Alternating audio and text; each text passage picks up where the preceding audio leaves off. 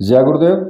और दोस्तों, मेरे चैनल तंत्र अप्सरा साधना में आपका एक बार फिर से हार्दिक स्वागत है। और देखिए, आज मैं जो आपके लिए एक कहानी लेकर के आया हूँ, कहानी का शीर्षक है एक जिन्न का प्यार। देखिए, कभी सोचा है कि अगर एक जिन्न को अगर किसी इंसान से प्रेम हो जाए तो वो जिन्न जो है खुद का अस्तित्व मिटाने के लिए भी तैयार हो जाए अपने प्यार के लिए। खैर, किसी को भी यकीन हो या ना हो, पर कहानी ऐसी ही है।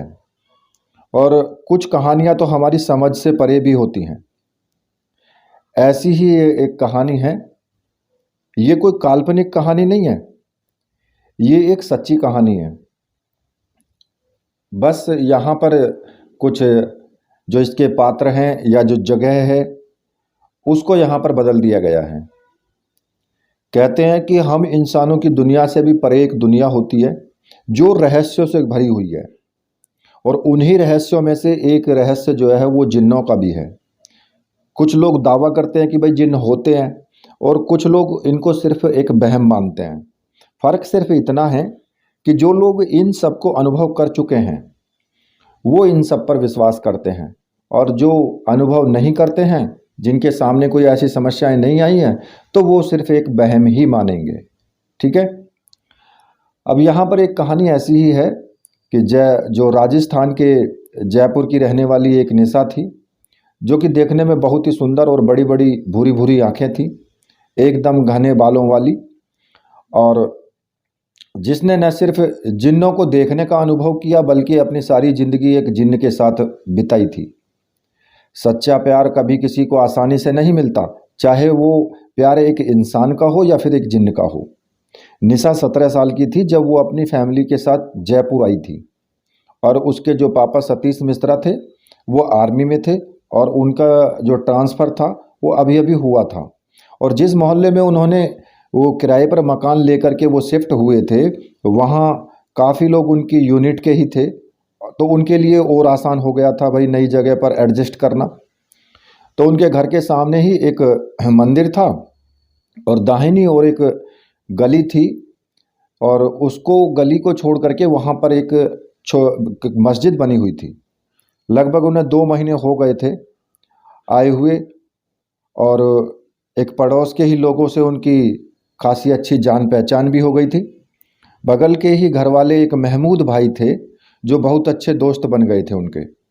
सतीश और महमूद अलग अलग धर्म का होने के कारण भी वो दोनों सगे भाइयों से भी ज़्यादा करीब आ गए थे, वो भी सिर्फ 1 महीने के अंदर अंदर ही।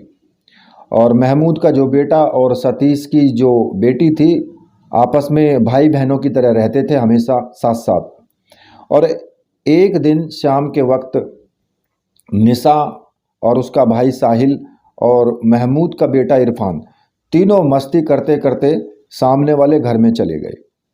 वो घर बाकी घरों से कुछ अलग था और अजीब था। ऐसा लगता था मानो कि सालों से वहाँ पर कोई नहीं रह रहा हो। मोहल्ले में ऐसी ही अफवाह थी कि उस घर में जिन्नों का साया है, इसलिए उस घर के आसपास कोई नहीं जाता था। और महमूद ने भी ये बात सतीश को उसी दिन बता दी थी कि भाई जिस दिन वो लोग शिफ्ट हुए थे ना, उसी दिन बता दी थी कि देखिए भाई साहब, आप आर्मी वाले जिन्न वगैरह पर विश्वास नहीं करते हैं, लेकिन वो सामने वाले घर में सच में एक जिन्न का साया है।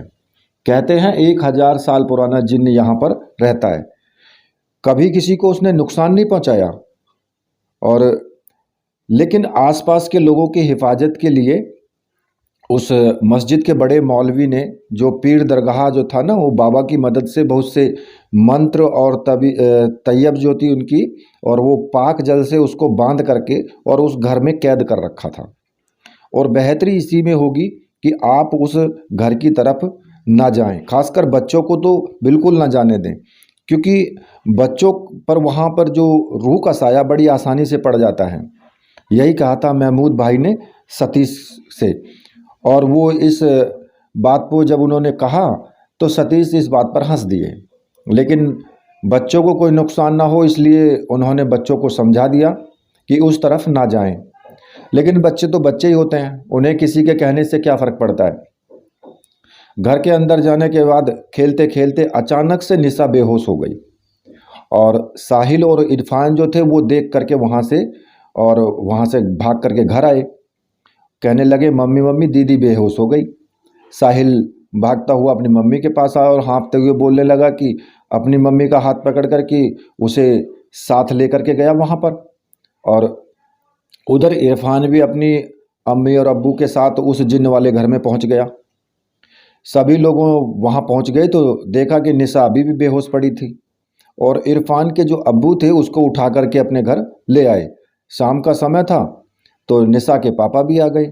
डॉक्टर को बुलाया तो उन्होंने कहा कि कमजोरी की वजह से मतलब इनको चक्कर आ गया है बच्ची को, बस इनका ध्यान रखिएगा। अब महमूद भाई दोनों बच्चों इरफान और साहिल को डांटने लगे। कहा था ना कि उस घर में मत जाना, जिन्न रहता है वहाँ, फिर भी चले गए तुम सब। कभी तो किसी की बात सुन लिया करो। देखा ना अब क्या हो गया। अब दोनों बच्चे जो थे वो डरे सहमे डांट सुन रहे थे। अरे इरफान भाई कोई नहीं है जिन्न, वहाँ डॉक्टर ने कहा है कि ना कि कमजोरी के कारण चक्कर आ गया है निशा को। आप ऐसे बच्चों को मन में वहम मत डालिए, निशा के पापा ने कहा। अब सतीश भाई आप भले इन सब बातों को न मानते हो लेकिन मैं मानता हूँ और खबरदार आगे से तुम तीनों में से कोई भी उस घर की तरफ गया तो मुझसे बुरा कोई नहीं होगा, समझे तुम, कहकर महमूद भाई घर से बाहर की ओर चले गए। निशा को भी होश आ गया था। अब वो बिल्कुल एकदम ठीक लग रही थी। निशा बेटा ठीक है ना तू, निशा की माँ बोली। हाँ मम्मी मैं बिल्कुल ठीक हूँ, आप सब ऐसे क्यों चुपचाप बैठे हुए हैं। और महमूद अंकल के घर पर कुछ नहीं बेटा, तुम खेलते खेलते बेहोश हो गए थे तो आपको यहाँ लेकर के आए। चलो अब उठो और घर चलते हैं, आज हम सब पिज्ज़ा खाएंगे मिलकर, उसके पापा बोले।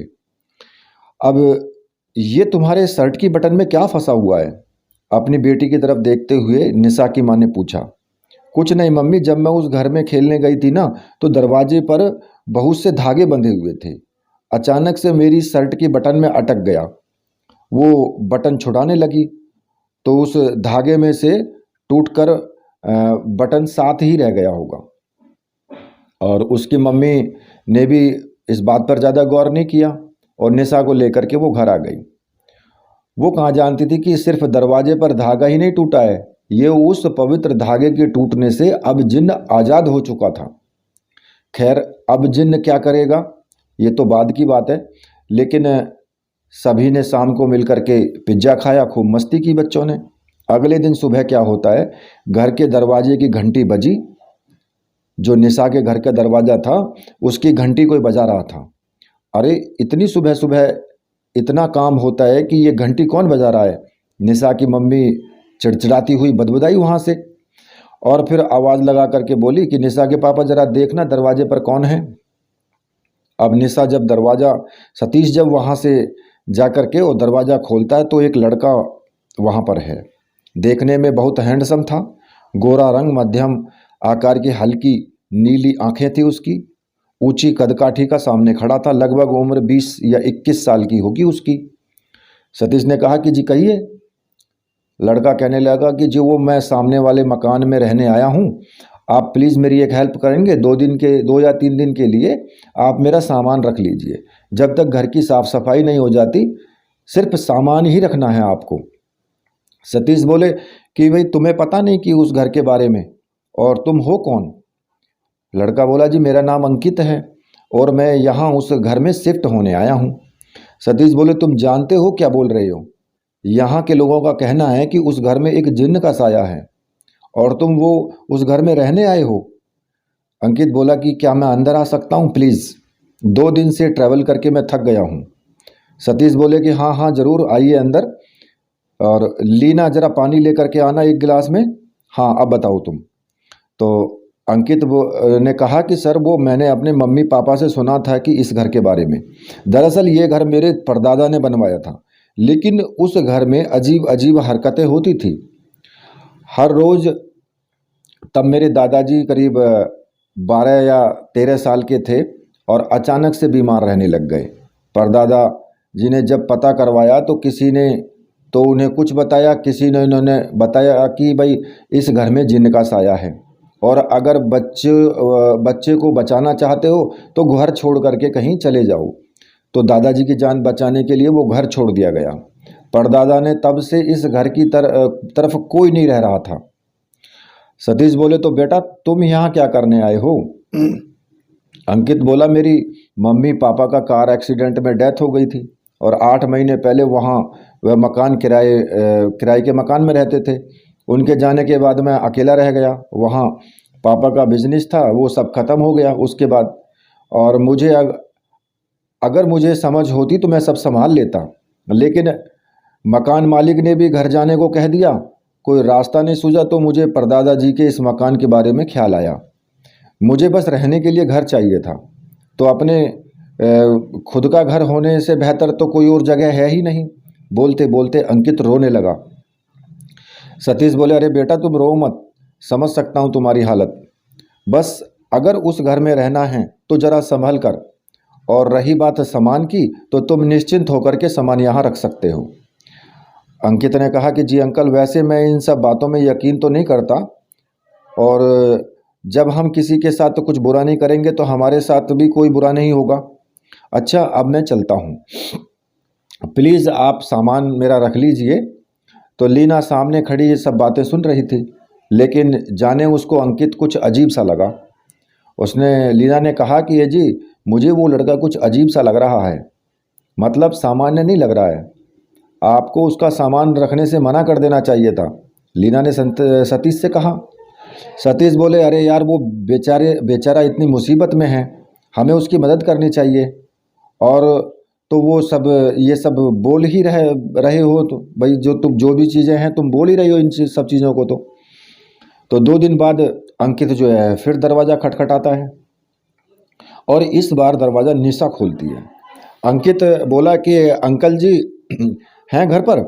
निशा ने कहा कि क्या काम है पापा से, और कौन है आप? अंकित बोला, मेरा नाम अंकित है और मैं यहाँ कुछ सामान रखा हुआ है मेरा, वही मैं लेने आया हूँ। निशा बोली, अच्छा तो वो तुम हो जिसका सामान पापा ने मेरे रूम में रखा है? रुको बुलाती हूँ पापा को। पापा दरवाजे पर कोई आया है, निशा ने आवाज़ देते हुए कहा। अब सतीश ने कहा कि अरे अंकित आओ आओ अंदर आओ, बाहर क्यों खड़े हो? अंकित, बस अंकल सामान लेने आया हूँ अपना। सतीश बोले, घर की सेटिंग हो गई सारी? अंकित ने जवाब दिया कि हाँ जी, 2 दिन से वही काम चल रहा था, आपने तो देखा ही होगा, जो भी मरम्मत करनी थी घर की सब हो गई। बस अब बाहर से थोड़ा उसकी सेटिंग सही करनी है, वो रह गया है थोड़ा बहुत, और एक बार सामान शिफ्ट कर लो तो उसके बाद बाहर का भी हो जाएगा। सतीश बोले, वो तो ठीक है, लेकिन अपना गुजारा कैसे करोगे तुम? कोई जॉब वगैरह है?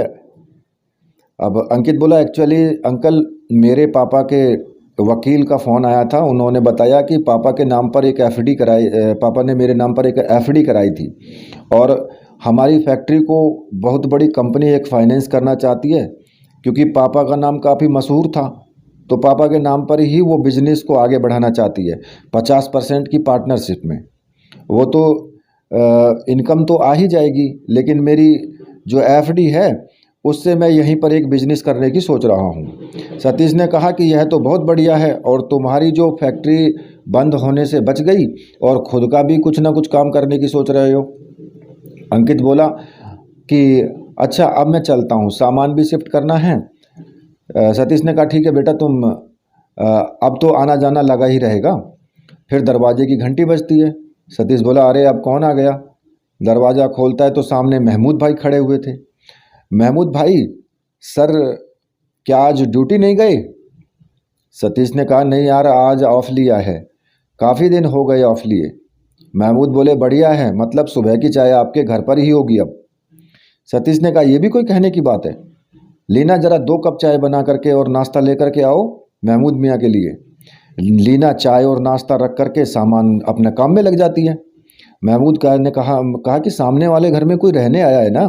सतीश ने कहा, हाँ, अंकित है उसका नाम, बड़ा ही सुलझा हुआ लड़का है, माँ बाप 8 महीने पहले चल बसे थे। और बाकी सारी कहानी जो सतीश ने बता दी महमूद मियाँ को। तो बस चलिए, जब किराए के घर से उसको निकाल दिया है तो अब वापस तो इस घर में आना ही पड़ेगा, और इसके परदादा ने छोड़ दिया है बहुत दिन पहले। महमूद कहने लगे लेकिन मुझे उसे देखकर न जाने क्यों बहुत कुछ अलग सा महसूस हुआ है, जैसे वो हमसे कुछ अलग हो। ऐसा भी नहीं है कि कोई बुरा एहसास हुआ हो, पर काफ़ी खतरे की बात है। और फिर भी कुछ भी बात हो सकती है। तो है ना भाई साहब, कुछ लगता है ऐसा ही। लगता तो सतीश बोले कि भाई लगता तो मुझे भी है ऐसा देख करके, पर ये सब बेमतलब की बातें हैं। अंदर से लीना बोलती हुई बाहर की तरफ आती है। तो सतीश कहने लगा ऐसी कोई बात नहीं है, बस उस घर को लेकर के तुम्हारे मन में शक है, इसकी वजह से तुम्हें ऐसा लग रहा है। तो महमूद ने कहा कि हाँ ये भी हो सकता है, खैर छोड़ो, बस वो लड़का सलामत रहे। अंकित का घर था जो था, एक लड़की की फोटो हाथ में लिए हुए वो खुद से बोलता है अपने घर पर, अंकित किसने सोचा था तुम्हें देखते ही मुझे तुमसे मोहब्बत हो जाएगी, वो भी इस कदर कि मेरी दुनिया के सारे उसूल सारे कायदे कानून तोड़कर मैं यूं इस घर में रहूंगा। हाँ रहता तो पहले भी था इस घर में, लेकिन एक कैदी की तरह। लेकिन तुमने मुझे आज़ाद किया है। अगर तुम्हारी कमीज की बटन से वो धागा न टूटा होता, पाक धागा, तो मैं आज़ाद नहीं हो जाता। और अनजाने में ही सही, पर तुमने मुझे आज़ादी तो दिलवाई है, और इसके लिए मैं तुम्हारा सारी उम्र जो है कर्जदार रहूँगा। लेकिन एक वादा करता हूँ कि हमेशा तुम्हारे साथ रहूँगा, हमेशा तुम्हारी हिफाजत करूँगा। और जब एक जिन्न वादा करता है तो वो उसे पूरा करता है हर कीमत पर। हाँ निशा, तुमसे मोहब्बत हो गई है मुझे। जिन्नात की दुनिया के सारे नियम से परे तुमसे मोहब्बत की है मैंने। और जानता हूँ कि एक इंसान और एक जिन्न का प्यार मुमकिन नहीं है, लेकिन इसे मुमकिन बनाकर साबित करना है मुझे कि प्यार दो दिलों का मिलन है। अब बस उस दिन का इंतजार है जब इस तस्वीर की जगह पर तुम मेरे साथ होगी।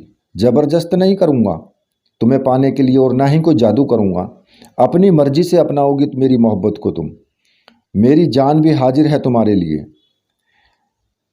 तो ये जिन्न बोल रहा था निशा की तस्वीर को देख करके।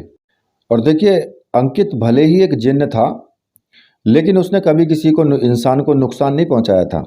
बल्कि जब वो पहले आज़ाद हुआ था, तो आज़ाद था तो तब भी लोगों की मदद ही की थी उसने, लेकिन उसे उस घर में कैद कर दिया गया था। अब निशा की वजह से वो फिर से आज़ाद हो गया था। और कहा जाता है कि जब भी कोई एक जिन्न की मदद करता है तो जिन्न उसका कर्जदार हो जाता है। लेकिन कर्जदार के साथ साथ उसे मोहब्बत भी तो थी निशा से।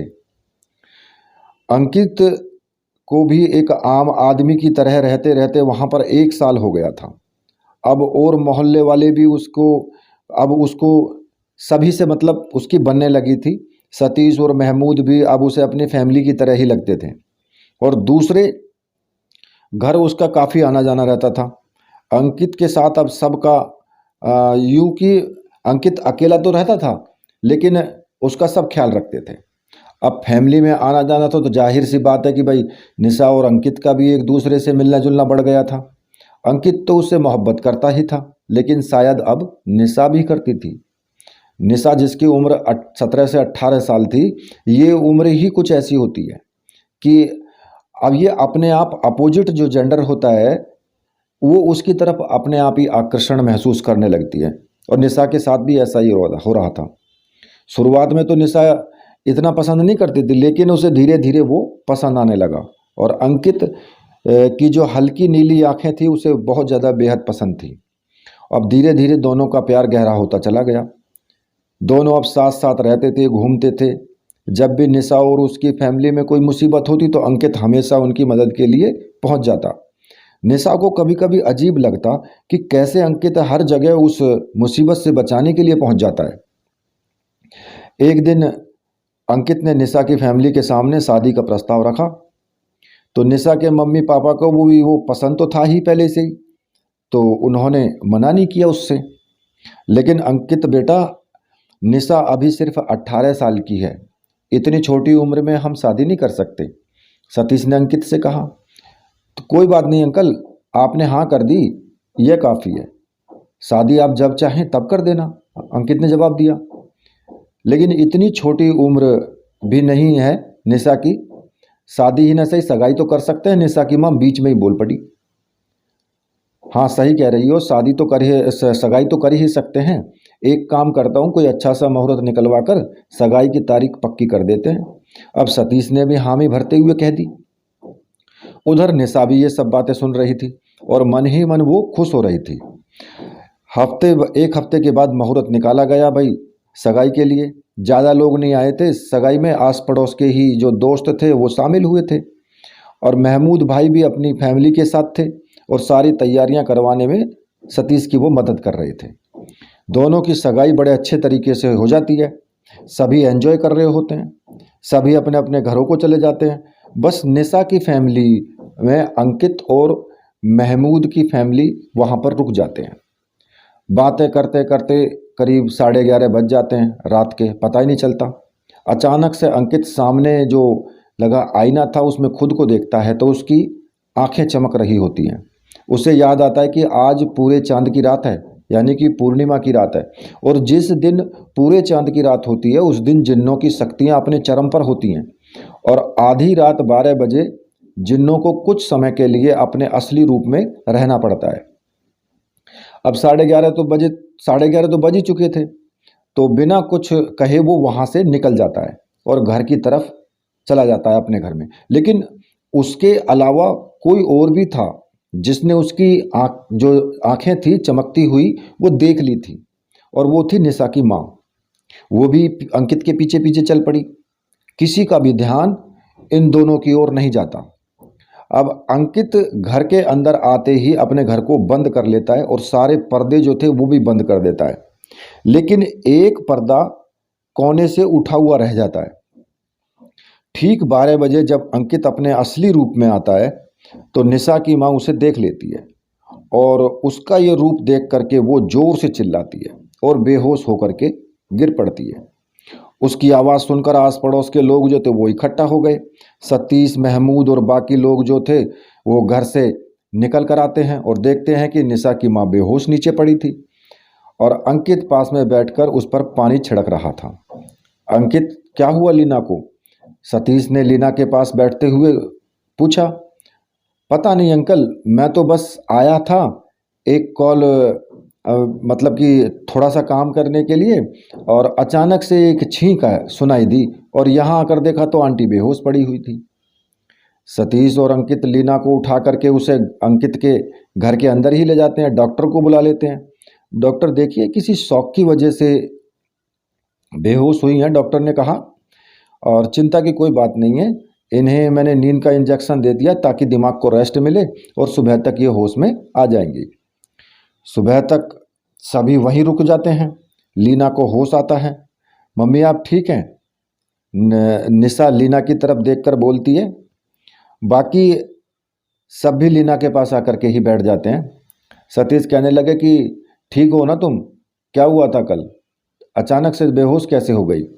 लीना डरी ही हुई सी अंकित की ओर देखती है और जैसे ही कुछ बताने को होती है अंकित अपने जादू से लीना की कल की जो यादें थी उसके दिमाग में उन सबको वो मिटा देता है और उसे कुछ भी याद नहीं रहता।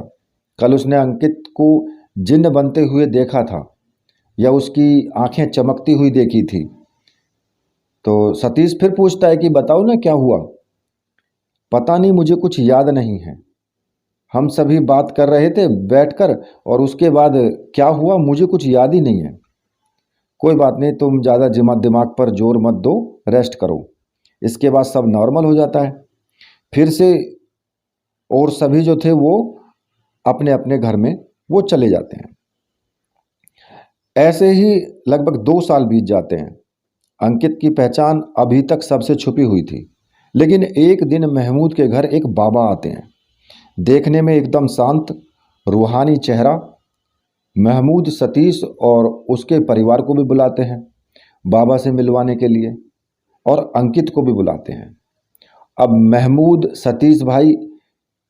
महमूद कहने लगे कि सतीश भाई, ये बाबा हमारे गांव के रहने वाले हैं और वह बहुत ही पुरानी एक दरगाह है पीर बाबा की, बरसों से वहीं पर रहकर पीर बाबा की सेवा करते हैं। पता है जब हम गांव में रहते थे तो हमेशा बाबा से मिलने मज़ार पर जाया करते थे और देर तक बातें करते थे। यहाँ किसी काम से आए थे तो मुझसे मिलने आ गए। सोचा आपसे भी मुलाकात करवा दूं। सभी बाबा को प्रणाम करते हैं। तो महमूद कहने लगे कि अंकित नहीं आया अभी तक, उसे भी मिलवा देना था बाबा से। सतीश बोले कि बस आता ही होगा, उसे फ़ोन करके बता तो दिया था। लो आ गया सतीश भी। सतीश ने दरवाजे की तरफ इशारा करते हुए कहा कि लो आ गया अंकित भी। और अंकित जैसे ही अंदर आता है तो बाबा को देखकर वो परेशान हो जाता है, और बाबा भी उसे देखकर उसे पहचान लेते हैं कि वो कोई इंसान नहीं, जिन्न है। बाबा, ये अंकित है, सतीश भाई का होने वाला दामाद। महमूद बाबा से अंकित की पहचान करवाते हुए बोलते हैं। अंकित बाबा को घूर करके देखता है और घर से बाहर जाने लगता है, तो बाबा उसको रोक लेते हैं। रुको तुम। बाबा की आवाज़ में थोड़ा गुस्सा होता है। सभी बाबा को इस तरह गुस्से में देख करके थोड़ा परेशान हो जाते हैं। क्या हुआ बाबा? महमूद पूछता है। कुछ नहीं, तुम सब यहाँ से जाओ, मुझे इस लड़के से बात करनी है अकेले में, बाबा कहने लगे। महमूद ने कहा, लेकिन बाबा ने कहा कि कहा ना, सभी बाहर जाओ, और जब तक मैं ना कहूँ कोई भी अंदर नहीं आएगा। सभी बाहर चले जाते हैं। अब घर के अंदर सिर्फ बाबा और अंकित रह जाते हैं। बाबा कहने लगे कि तू इन इंसानों के बीच क्या कर रहा है? देख, मैं जानता हूँ तू एक जिन्न है, इंसान नहीं। बता क्या मकसद है तेरा? और महमूद ने बताया, जो मुझे बताया कि तू उस लड़की से शादी करने वाला है। जानता है तू एक जिन्न है, और जिन्न इंसान का मिलन होने का क्या मतलब होता है जिन्न से? अंकित बोला, कोई मकसद नहीं है बाबा, मैं मोहब्बत करता हूँ उस लड़की से। पिछले 13 दिनों से, उस 13 सालों से उस घर में कैद था मैं, बिना किसी गलती के। आज तक मैंने किसी को कोई नुकसान नहीं पहुंचाया था, फिर भी मुझे वहां कैद करके रखा गया था। इस लड़की ने मुझे आज़ाद करवाया, इसका कर्जदार हूं मैं, और हमेशा इसके साथ रहने और इसकी हिफाजत करने का वादा कर चुका हूँ। खुद से वादा किया है मैंने। और आप जानते हैं कि एक जिन्न कभी अपना वादा अधूरा नहीं छोड़ता। बाबा कहने लगे कि देख, मैं जानता हूँ तू एक नेक जिन्न है, लेकिन तेरे से बात कर रहा हूँ, वरना अभी तक तो, इसीलिए तो मैं तुझसे बात कर रहा हूँ, लेकिन अभी तक तो मैं तुझे, अगर तू नेक नहीं होता तो मैं तुझे राख कर चुका होता। चला जा यहाँ से। तू जानता है कि एक इंसान और जिन्न का मिलन अल्लाह के नियम के खिलाफ है। अंकित कहने लगे, बाबा आप चाहो तो मुझे अभी राख में मिला दो, लेकिन उस लड़की को नहीं छोड़ सकता। उसकी हिफाजत का वादा किया है उससे, और उससे भी ज़्यादा मोहब्बत की है मैंने। जानता हूँ जिन्नों की दुनिया के नियम, ये सब जो तुमने इजाज़त, ऐसी कोई इजाज़त नहीं देते हैं वो नियम, लेकिन फिर भी जो भी सज़ा होगी वो मुझे मंजूर है। अंकित कहने लगा, उस लड़की को कुछ नहीं होने दूंगा, ये वादा करता हूँ, और ना ही कभी किसी को नुकसान पहुँचाऊँगा। ये एक जिन्न का वादा है। बाबा कहने लगे, ठीक है, तेरी बातों में मुझे सच्चाई नज़र आती है, और उस लड़की के बीच में, लेकिन तेरे मिलने से अगर उस लड़की की कोख भरी तो तू जानता है तेरी औलाद उसकी कोख में ही तेरी सच्चाई बयां कर देगी सबके सामने। तब मैं भी तेरी मदद नहीं कर पाऊंगा, इसलिए समय है, चला जा। अंकित कहने लगा, चला जाऊंगा। अगर मेरी सच्चाई जानने के बाद निशा मुझे अपनाने से मना कर देगी तो मैं हमेशा के लिए चला जाऊंगा, लेकिन इस वक्त नहीं। लेकिन आप वादा करो, आप मेरी सच्चाई किसी से भी नहीं कहोगे। बाबा कहने लगे, ठीक है, तेरी सच्चाई किसी को नहीं बताऊंगा, और अगर सच में शादी करना चाहता है उस लड़की से तो 10 दिन के अंदर कर ले, और 10 दिन के बाद अगले 15 दिन तक तू उस लड़की के करीब नहीं जाएगा। 16वें दिन जब पूरे चांद की रात होगी तब तू अपने असली रूप में उस लड़की से मिलन करेगा, जिससे तेरे अंदर की जादुई ताकत का एक हिस्सा उस लड़की में समा जाएगा, और उसमें भी वो इतनी ताकत आ जाए कि वो तेरी संतान को अपने अंदर धारण कर सके। अगर ये सब करेगा तो तेरा बच्चा 9 महीने में ही जन्म लेगा, बिल्कुल वैसे ही जैसे एक इंसान का बच्चा जन्म लेता है, और उसमें जिन्न के गुण नहीं होंगे बल्कि इंसान के गुण होंगे। उसके बाद तेरी कोई भी सच्चाई नहीं जान पाएगा। लेकिन अगर जो मैंने कहा है तू ऐसा नहीं कर पाया तो तेरी औलाद में सिर्फ वही शक्ति आ जाएगी जो एक जिन्न के अंदर होती है। वो जल्दी से बढ़ने लगेगा और 9 महीने की जगह वो 5 महीने में ही इस दुनिया में आ जाएगा। ख्याल रखना, आज से 25 दिन बाद पूरे चांद की रात में ही मिलन होना चाहिए। ये पूरा चांद 11 सालों में एक बार आता है। इस बार गया तो अगले 11 सालों के बाद आएगा। अगर जिंदगी भर उस लड़की के साथ रहना चाहता है बिना खुद की सच्चाई सामने लिए तो फिर यही वक्त है। उधर बाहर सभी खड़े हुए परेशान हो रहे थे बाबा की जो हर बातें थी उनको देख करके। अंकित को ही क्यों बुलाया अकेले में, ऐसी क्या बात है। अब बाबा सभी को अंदर बुला लेते हैं और इससे पहले कि कोई कुछ पूछता वो खुद ही कहने लगे कि अंकित अच्छा लड़का है, बस मुझे इसके आसपास किसी अनजान ताकत का आभास हुआ था, इसलिए उसकी नज़र उतारने के लिए अकेले में इसको रहने के लिए कहा। और ये भी अगर ये बता देता सबको कि इस बारे में तो नज़र उतारने में वो ताकत रुकावट पैदा कर देती। सभी बाबा की बात को मान लेते हैं और हाँ, अगर हो सके तो दोनों बच्चों की शादी जल्दी ही करवा दें इन 10 दिनों के अंदर, तो बहुत अच्छा होगा। इतना कह करके बाबा चले गए। अब ऐसे कैसे 10 दिनों में शादी कर दें हम निशा की अंकित के साथ में, और बाबा भी बस बोलकर चले गए कि शादी करवा दो 10 दिनों में। सतीश झिल्लाते हुए बोले। लेकिन सतीश भाई, वो बाबा बहुत ज़्यादा जानने वाले हैं, उनकी शक्तियों को हमने खुद देखा है, कभी भी किसी का बुरा नहीं सोचते। अगर बोला है तो कुछ सोच समझ कर के ही बोला होगा। महमूद जो है वो सतीश को समझाने लगे। सतीश बोला, अगर लेकिन अभी निशा 19 साल की हुई है, इतनी जल्दी शादी मुझे नहीं लगता अभी वो तैयार भी है शादी के लिए, अभी बहुत छोटी है। लीना बोली, एक बार उसी से बात करके देख लेते हैं क्या कहती है। वैसे भी शादी अब करें या 2 साल बाद करें, करनी तो है ही। और बाबा ने अगर बोला है तो कुछ सोच समझ के ही बोला है। महमूद कहने लगे, हाँ सतीश भाई, बाबा सच में कोई बात ऐसे ही नहीं बोलते वो, बाकी आपकी मर्जी है।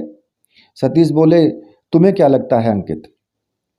अंकित कहने लगा कि जैसा आप सब तय करेंगे मुझे वही मंजूर है। बाकी अगर आप निशा की आगे की पढ़ाई की चिंता कर रहे हैं तो मैं उसके लिए मैं शादी के बाद भी कोई मना नहीं करूँगा। और मेरा काम भी इतना तो अच्छे से चल ही पड़ा है कि उसकी बाकी की जो पढ़ाई है और बाकी की जो ज़रूरतें हैं वो मैं पूरा कर सकता हूँ।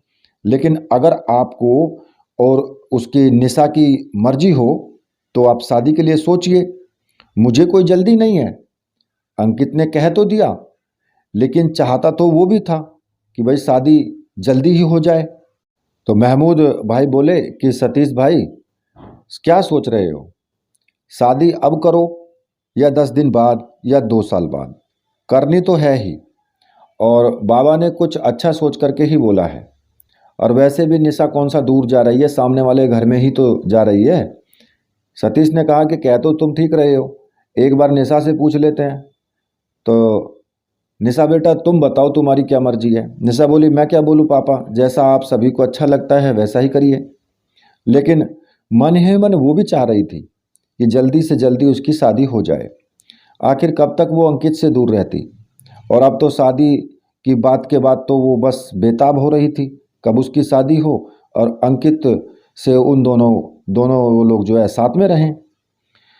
अब सतीश ने कहा कि ठीक है, अगर तुम सबको सही लगता है तो मैं अपने पंडित जी से बात नहीं करता।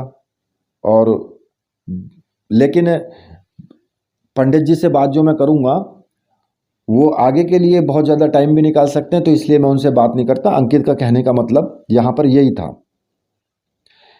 और वो उसने क्या कहा कि पर लेकिन फिर भी मैं जो पंडित जी हैं हमारे, मैं उनसे एक बार बात कर ही लेता हूँ। तो सतीश ने फ़ोन मिलाया पंडित जी को और सारी बात वो बताता है फ़ोन पर। अब कॉल पर बात हो रही थी। अब तो सतीश ने कहा कि बताइए पंडित जी क्या किया जाए। पंडित जी कहने लगे कि तुम परेशान ना हो, वो बाबा जी काफ़ी ज्ञानी होंगे तभी उन्होंने आपके आगे के 10 दिन के लिए बोला है।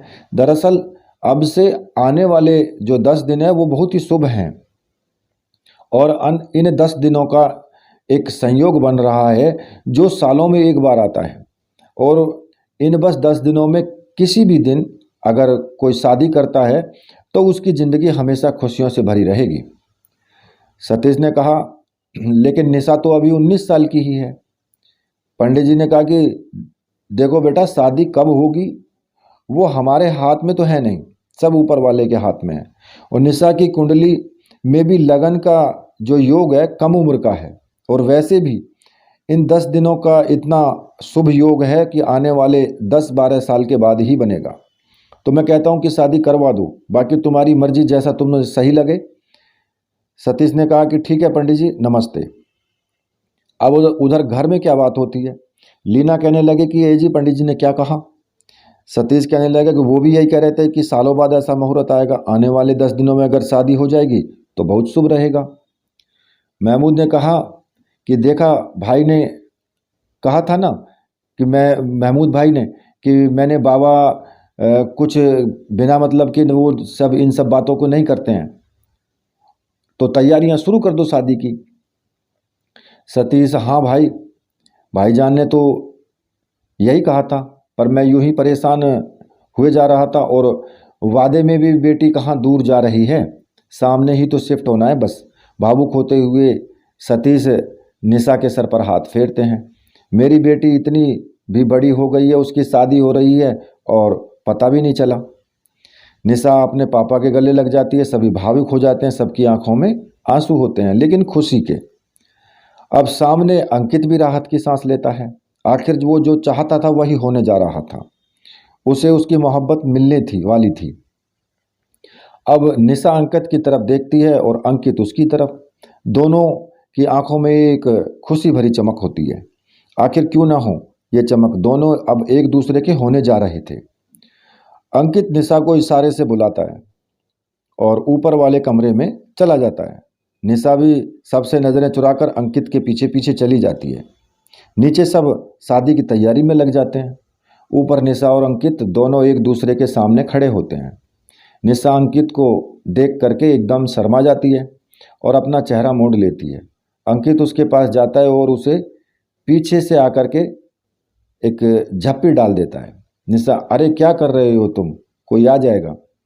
अंकित, हाँ तो आने दो, अब तो हम ऑब्वियसली हस्बैंड और वाइफ बनने जा रहे हैं। निशा बोली, बनने जा रहे हैं, अभी बने नहीं हैं। अंकित इमोशनल होते हुए बोला कि तुम नहीं जानती निशा, कब से मैं तुम्हारा वेट कर रहा था इस दिन का। मेरा बस चलता तो कब की शादी तुमसे कर चुका होता। बहुत प्यार करता हूँ तुमसे। तुम नहीं जानती थी कि अपनी दुनिया के सारे नियम, सारे असूल, सारे कायदे कानून तोड़कर तुमसे मोहब्बत की है। निशा ने कहा, अपनी दुनिया का नियम मतलब एलियन हो क्या? निशा हंस करके बोली। अंकित ने कहा, तुम हंसते हुए और भी खूबसूरत लगती हो। मन करता है, इतना बोल करके वो अंकित जो था निशा को अपनी तरफ खींचा उसने। दोनों एक दूसरे के इतने करीब आ गए कि दोनों की सांसों की गर्माहट जो थी वो अच्छे से महसूस उनको हो रही थी। दोनों एक दूसरे की आंखों में खो गए और एक दूसरे से वो आपस में उन्होंने चुम्बन किया। अचानक से निशा और अंकित को पीछे की तरफ वो धकेल देती है। अंकित, अरे यार क्या हुआ, इतनी जोर से धक्का क्यों दिया मुझे? निशा बोली, मुझे कुछ नहीं हुआ, लेकिन तुम्हें क्या हुआ? तुम्हारी आंखें क्यों चमक रही थी? निशा की आवाज़ में घबराहट होती है। निशा की बात सुनकर अंकित को याद आता है कि बाबा ने कहा था कि पूरे चांद की रात से पहले और मैं निशा करीब नहीं आ सकते। अरे तुमने क्या नोटिस किया था? तुम्हें बताने वाला था। लेंस लिए थे ना मैंने नए, तो पहनकर चेक कर रहा था। मुझे भी क्या लगा कि लेंस कुछ ज़्यादा ही चमक रहे हैं, लेकिन इग्नोर कर दिया। और तुमने भी तो ये चमकते हुए देख मतलब जो तुमने देखे हैं वो भी तो तुम देख रही थी। बाकी बाद की बात है। तो खैर उन दोनों में कोई इस तरह का रिफ्लेक्शन जो था वो लेंस की वजह से हो गया। अंकित ने ऐसा उसको समझा दिया। अब निशा का ध्यान हटाने के लिए अंकित ये कहानी बना देता है और निशा भी उसको मान लेती है। घर में शादी की तैयारी शुरू हो जाती है और देखते ही देखते वो दिन आ जाता है जिस दिन शादी की तारीख पक्की हो जाती है। अंकित मंडप में निशा का इंतजार कर रहा था। निशा भी मंडप में आती है। लाल जोड़े में तैयार हुई निशा मानो ऐसे लग रही थी जैसे चांद का टुकड़ा, और ज़मीन पर के उतर के आया हो चांद का टुकड़ा। और माँ तो थकी नहीं रही थी उसकी बलाएं लिए, और उसके पापा थे बस उनके आंखों में आंसू थे और बेटी को निहारे जा रहे थे। निशा आकर मंडप में बैठ जाती है। दोनों की शादी रस्मों रिवाज से संपन्न हो जाती है और अब आ जाता है विदाई का समय। और निशा की माँ, पापा, भाई, महमूद भाई, सबका परिवार नम आँखों से निशा की विदाई करते हैं। चाहे सामने वाले घर में ही जा रही थी निशा, लेकिन बेटी की विदाई तो आंखों को नम कर ही देती है। विदाई के बाद निशा, अंकित अपने घर में चले जाते हैं। अब अंकित के घर में दोनों घर के अंदर आ जाते हैं। रात को निशा अपने कमरे में बैठी होती है। इतना क्यों नर्वस हो रही हो निशा? वेडिंग नाइट ही तो है, बस थोड़ा रिलैक्स और जल्दी कुछ ऐसा आप मत सोचना। तो निशा अपने आप को जो है वो से बातें कर रही होती है। अंकित भी कमरे में आ जाता है। अब निशा अंकित को देख करके फिर से वो नर्वस होने लगती है और उसने कहा कि क्या थक गई हो? इतनी सारी रस्में, तुम ये जो कपड़े पहने वो चेंज करके और सो जाओ। अंकित निशा को देख करके बोला और उसका माथा चूमकर वो चेंज करने चला जाता है। जब बाहर आता है तो अंकित, तुमने अभी तक चेंज नहीं किया ये सब? निशा बोली, एक्चुअली सारा सामान तो मम्मी वाले घर में है, कुछ है नहीं मेरे पहनने को। अंकित बोला, अरे ओ, मैं तो भूल गया था, यहाँ भी कुछ नहीं है। हाँ, 2 महीने पहले मैंने एक नाइटी ड्रेस देखी थी, मुझे पसंद आई थी तो मैं ले आया था तुम्हारे लिए। निशा ने कहा, लेकिन क्या? अंकित, वो थोड़ी, आई मीन थोड़ी सी नहीं, काफ़ी, तुम देख लो उसको। अंकित नाइटी ड्रेस लेकर के आता है। निशा ने कहा कि ये क्या है, ये तो शुरू होने से पहले ही ख़त्म हो गई। लेकिन बात कोई नहीं, अब तो हम एक है ना, ये बोलकर निशा ड्रेस पहनने चली जाती है। जब वो बाहर आती है तो अंकित उसकी तरफ देखकर उसकी ओर आकर्षित हो जाता है और निशा भी उस आकर्षण को महसूस करती है। दोनों एक दूसरे के पास आते हैं। अंकित जैसे ही उसके करीब जाने को होता है तो उसे बाबा की कही हुई बात जो थी वो याद आ जाती है और वो पीछे हट जाता है। निशा कहने लगी, क्या हुआ अंकित ऐसे अचानक? अंकित बोला, कुछ नहीं, बस वो एक बार मेरी माँ पापा से बात कर रही थी तो मैंने सुन लिया था कि हमारे घर की एक रस्म है कि शादी के 15 दिनों तक दूल्हा और दुल्हन एक दूसरे के करीब नहीं जाते। निशा, ये कैसी रस्म है? मैंने तो आज तक नहीं सुनी। अंकित बोला कि अब मुझे भी क्या पता था इन सब का, मैंने भी माँ से ही सुना था कि ये रस्में इसलिए की जाती हैं ताकि लड़के और लड़की की आने वाली संतान किसी भी तरह की बुरी शक्तियों से बच सके। बाकी अगर तुम कहो तो अभी करीब आ जाऊं, मैं तो तुमसे ज़्यादा बेसब्र हूँ और तुम्हारे करीब आने के लिए। निशा बोली, नहीं, आई मीन मैंने अपनी माँ से सुना था तो कुछ, जब तुमने अपनी माँ से सुना था तो कुछ बात होगी। हर एक परिवार की अपने अपने अलग अलग तरीके और रस्में रिवाज होती हैं। कोई बात नहीं, 15 दिनों की ही तो बात है, वेटिंग। और 15 दिनों के बाद कह करके निशा शर्मा जाती है। अंकित निशा को इस तरह से शर्माता देखकर उसे गले से लगा लेता है और कहता है, अभी सो जाओ तुम, काफ़ी देर हो गई है।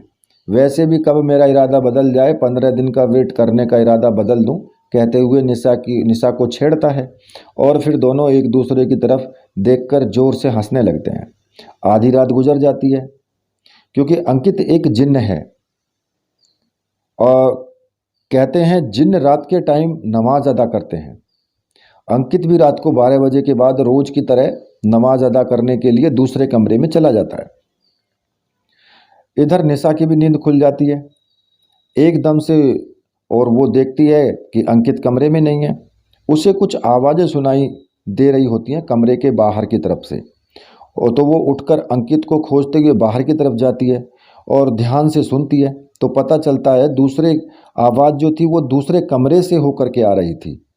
उसे थोड़ा डर भी लगता है उस आवाज़ से, लेकिन वो कमरे की तरफ जाती है। अंकित, तुम हो क्या अंदर? और वो बाहर से ही पूछती है, लेकिन कोई रिप्लाई नहीं आता। वो हिम्मत करके जैसे ही कमरे के अंदर जाने को होती है, कोई पीछे से उसके कंधे पर हाथ रख देता है। निशा बहुत घबरा जाती है और बिना मुड़े वो जोर जोर से चिल्लाना शुरू कर देती है, भूत भूत भूत। निशा, क्या हुआ? क्या हुआ? कौन सा भूत? क्यों चिल्ला रही हो? जब निशा ये सुनती है तो उसे एहसास होता है कि कोई भूत नहीं बल्कि अंकित है उसके पीछे। वो पीछे मुड़कर देखती है अंकित को और अपने सामने देख करके उसके गले लग जाती है और रोने लगती है। कहाँ चले गए थे तुम अंकित? मैं कितना डर गई थी, निशा रोते हुए अंकित से कहती है। अंकित बोला, अरे बाबा, यहीं था किचन में, भूख लग रही थी, कुछ खाने गया था, लेकिन तुम कब जग जाओगी? उस कमरे की तरफ क्यों जा रही थी? निशा बोली, मुझे उस रूम में से कुछ अजीब सी आवाज़ें आ रही थी, मुझे लगा कि तुम हो, इसलिए मैंने वहाँ देख रही थी। अंकित बोला, तुम भी ना पूरी पागल हो, कोई नहीं है उस कमरे में, चलो जाकर के अपने रूम में सो जाओ। अब निशा कमरे की तरफ चली जाती है और अंकित भी कमरे को बंद कर राहत की सांस लेता है। तो देखिए, इसी तरीके से उनके पूरे 15 दिन गुजर जाते हैं और पूरे चांद की रात भी आ जाती है। तो फिर 15 दिन भी पूरे हो गए अब, और अंकित निशा को कहता है, मतलब निशा अंकित को कहती है कि पूरे 15 दिन हो गए अब। तो अंकित निशा को छेड़ते हुए बोलता है कि हाँ तो कुछ नहीं, निशा नाराज होती हुई आवाज में बोली। अंकित, अभी 4 घंटे बाकी हैं उस रस्म को पूरा करने के लिए, हम आधी रात को ही करीब आ सकते हैं। निशा कहने लगी, अंकित, अब इतना इंतजार, तुम जाते हो कितना मुश्किल है, तुम्हारे साथ रहकर भी तुम्हारे करीब नहीं आ सकती। अंकित कहने लगा, आधी रात होने दो, फिर मैं और तुम और हम और तुम हो जाएंगे। आधी रात होती है और उन दोनों के मिलन का टाइम आ जाता है। अंकित निशा से कुछ कहना चाहता है, एक सच है जो उसे बताना है तुम्हें। निशा बोली, हाँ बोलो। अंकित बोला, पहले तुम वादा करो तुम मेरा सच जानने के बाद भी मुझसे कभी नफरत नहीं करोगी। निशा बोली, हाँ बाबा बोलो। अंकित कहने लगा, सुनो, मैं तुम्हें धोखे में रखकर अपना नहीं बनाना चाहता, इसलिए आज तुम्हें सब बता दूंगा। मैं एक इंसान नहीं, एक जिन्न हूं। मेरी और तुम्हारी संतान कहीं जिन्न की शक्तियों के साथ पैदा ना हो, इसलिए आज के दिन का इंतजार किया मैंने, पूरे चांद की रात को। अगर मैं अपने असली रूप में तुमसे मिलन करता हूं तो ही हमारी संतान एक आम बच्चे की तरह जन्म लेगी, नहीं तो वो भी एक जिन्न का बच्चा ही पैदा होगा। और मैं चाहता हूं कि तुम्हें जादू से अपने वश में कर ये सब कर सकता था, लेकिन मोहब्बत की है तुमसे, और तुम्हें सच बताए बिना तुम्हें हासिल नहीं कर सकता मैं। उम्मीद करता हूं कि तुम मुझे इस सच्चाई के साथ अपना लोगी और मेरी मोहब्बत को कबूल करोगी मेरी सच्चाई के साथ। निशा अंकित की बात सुनकर जोर जोर से हंस पड़ती है और कहती है कि तुम्हें मैं ही मिली थी ऐसा मजाक करने को, ये जिन्न विन्न कुछ नहीं होते, क्या तुम भी कुछ नया लेकर के आओ, मुझे बनाने के लिए नया लेकर के आए हो? निशा इतना बोलते ही अंकित जो था वो अपने असली रूप में आ जाता है और निशा की जो हंसी थी वो डर में बदल जाती है और जोर से चिल्लाती है और फिर बेहोश होकर के वो जमीन पर गिर पड़ती है। निशा बेहोश हो जाती है और अंकित उसका हाथ पकड़ करके पूरी रात वहीं पर बैठा रहता है उसको पकड़े हुए। पूरे चांद की रात भी निकल जाती है, लेकिन अंकित को उससे ज़्यादा फिक्र निशा की होती है। निशा को होश आता है जैसे ही वो अंकित को देखती है और डर जाती है। दूर रहो तुम मुझसे, निशा अंकित को गुस्से में बोलती है। थोड़ी देर चुप रहकर वह फिर बोलती है, तुमने धोखा दिया है मुझे, मेरे प्यार के साथ, मेरी फैमिली के साथ तुमने खिलवाड़ किया है। अंकित, मैं जानता हूँ मैंने तुम्हारा भरोसा तोड़ा है, तुम्हें दुख पहुंचाया है, तुम्हारा गुनहगार हूं मैं। तुम जो भी सज़ा डालोगी सब कबूल होगी मुझे। निशा बोली, मैंने कभी नहीं सोचा था कि तुम्हारी सच्चाई ये होगी कि तुम एक इंसान नहीं, एक जिन्न हो। मैं ये घर छोड़ करके जा रही हूँ और तुमसे सारे रिश्ते ख़त्म अब मेरे। तुम्हारी सारी सच्चाई मैं सबको बता दूंगी, ताकि फिर देखती हूँ कैसे बचोगे तुम। निशा उठकर जाने लगती है और अंकित हाथ पकड़ लेता है उसका। अंकित कहने लगा, निशा प्लीज़ ऐसे मत जाओ। माना कि तुम जैसा नहीं हूं मैं, लेकिन मेरे जज्बात, मेरा प्यार बिल्कुल सच्चा है। भले तुम मेरी सच्चाई बता दो सबको, लेकिन मुझसे यूं नफरत ना करो। तुम जानती हो, अपने जिन्नों की दुनिया के वसूल तोड़ करके आया हूं तुम्हारे पास, तुम्हारी हिफाजत के लिए। निशा बोली, बस करो, और कितना झूठ बोलोगे तुम? तुम्हारा तो अस्तित्व ही झूठा है। तुम्हारी सच्चाई सबके सामने आना जरूरी है। अंकित बोला, ठीक है, जाना है तो जाओ, लेकिन एक बार मेरी बात सुन लो। अगर सच में मैं इतना बुरा होता तो उस दिन जब महमूद चाचा के घर वो बाबा आए थे, तब उन्होंने मेरी सच्चाई तुम सबको क्यों नहीं बताई? निशा बोली कि क्या कहना चाहते हो तुम? अंकित बोला, यही कि जैसे तुम इंसानों के कुछ अच्छे तो कुछ बुरे होते हैं, वैसे ही हम जिन्नों की दुनिया में भी कुछ अच्छी रूह के जिन्न होते हैं, कुछ शैतानी रूह के होते हैं। अगर मैं शैतानी रूह का होता तो बाबा मुझे उसी वक्त राख कर देते। उन्हें मेरी सच्चाई मुझे देखते ही पता लग गई थी, इसलिए उन्होंने मुझे अकेले कमरे में रुकने के लिए कहा था। एक जिन्न कभी भी अल्लाह के बंदे के सामने झूठ नहीं बोलता, चाहे वो नेक रूह का हो या बुरा। इसलिए मैं भी बाबा के सामने झूठ नहीं बोल सकता था। अगर मेरे अंदर जरा सी भी बुराई होती तो क्या वो ये कहते कि मेरी शादी 10 दिन में कर दूं? वो तो मुझे दुआ दे करके गए थे, और अगर मुझे कुछ बुरा ही करना होता तो अब तक मैं बुरा कर चुका होता। लेकिन नहीं, तुमसे प्यार किया है मैंने। तुम्हारे लिए मुझे अगर जिन्न की दुनिया के सबसे खतरनाक जहन्नुम की आग में भी जलना पड़े तो मैं वो भी करूँगा, लेकिन यूँ नफरत करके खुद से अलग मत करो मुझे। जानता हूँ शायद मुझ पर यकीन नहीं रहा अब, क्योंकि सच्चाई जो थी वो तुम्हें पता लग गई है। जो मैंने तुम्हें सच्चाई बताई है तुमसे अपने जिन्न होने की। हाँ, मैं एक जिन्न हूँ, लेकिन कभी अपनी ताकत का गलत इस्तेमाल नहीं किया। तुम चाहो तो सबको बता दो, तुम्हारे लिए सब मंजूर है, लेकिन एक बार यहाँ से जाने से पहले सोचना, क्या सच में मैंने कोई गुनाह किया है तुमसे मोहब्बत करके? क्या एक जिन्न का एक इंसान से मोहब्बत करना सच में गुनाह है? अगर है तो तुम आज़ाद हो, हर रिश्ते से, हर वादे से। कहते हुए अंकित रोने लगता है और अपने घुटनों के बल बैठ जाता है। अंकित की आंखों में आंसू बह रहे होते हैं। निशा ये सब सुन रही होती है। उसकी नज़र सिर्फ अंकित की नम आंखों पर होती है। उन आंखों में निशा को सच्चाई के सिवा कुछ नज़र नहीं आता। निशा तो पता था कि भैया अब उसे क्या करना है। निशा भाग कर जाती है और अंकित को गले से लगा लेती है। तुम्हें क्या लगा मैं इस बात से नाराज हूं कि तुम एक जिन्न हो? नहीं, बात सिर्फ इतनी है कि तुमने मुझसे अपनी सच्चाई छिपाई। मुझे नहीं फर्क पड़ता तुम जिन्न हो या इंसान हो, लेकिन कल जब तुम एक जिन्न के रूप में मेरे सामने आए तो मैं डर गई थी और सोचने समझने की हालत में नहीं थी मैं। लेकिन अब तुम्हारी बात सुनने के बाद मैं श्योर हूँ कि मुझे तुमसे अच्छा पार्टनर मुझे नहीं मिल सकता था। तुम चाहते तो कल रात को मुझे हासिल कर मेरी सारी उम्र अपने जिन्न होने का राज छुपा करके रख सकते थे, लेकिन तुमने ऐसा नहीं किया। प्यार प्यार होता है, चाहे एक जिन्न करे या इंसान। मैं भी तुमसे बहुत प्यार करती हूँ। I love you Ankit, I really love you. Ankit Nisha की बात सुन करके बहुत खुश हो जाता है और जोर से उसे गले लगा लेता है।